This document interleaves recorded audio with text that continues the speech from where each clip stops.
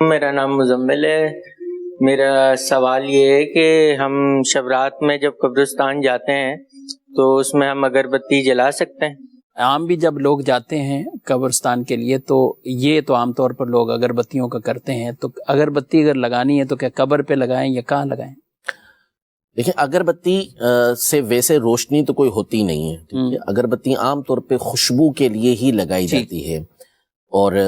اصل ہوتا ہے موم بتی وغیرہ جلانا، موم بتی جو ہوتی ہے اس کے ذریعے سے روشنی کی جاتی ہے، لیکن آج کے دور میں ظاہر ہے کہ موم بتی کی تو کوئی حاجت اصلاً ہی نہیں ہے۔ ویسے بھی قبر کے اوپر تو موم بتی جلا نہیں سکتے، آج کل ٹارچ کے ذریعے، موبائل کے ذریعے روشنی کر دی جاتی ہے، تو اس لیے روشنیوں کا تو کوئی مسئلہ اب آج کل کے دور میں رہا نہیں۔ اب رہا اگربتی، اگر اس لیے جلا رہے ہیں کہ اس کے ذریعے سے آنے والوں کو خوشبو پہنچے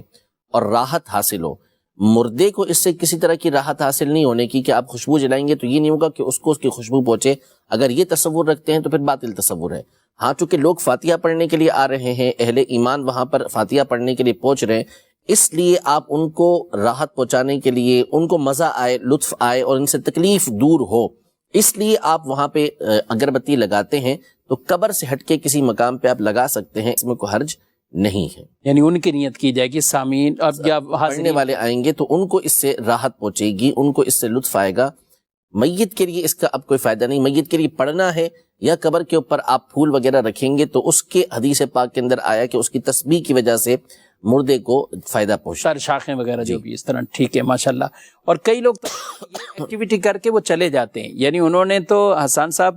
اگربتی لگانی یا موم بتیاں لگا کے، جو اصل بعد کا مقصود یعنی وہاں فاتحہ بھی پڑھیں، کچھ دیر پڑھیں۔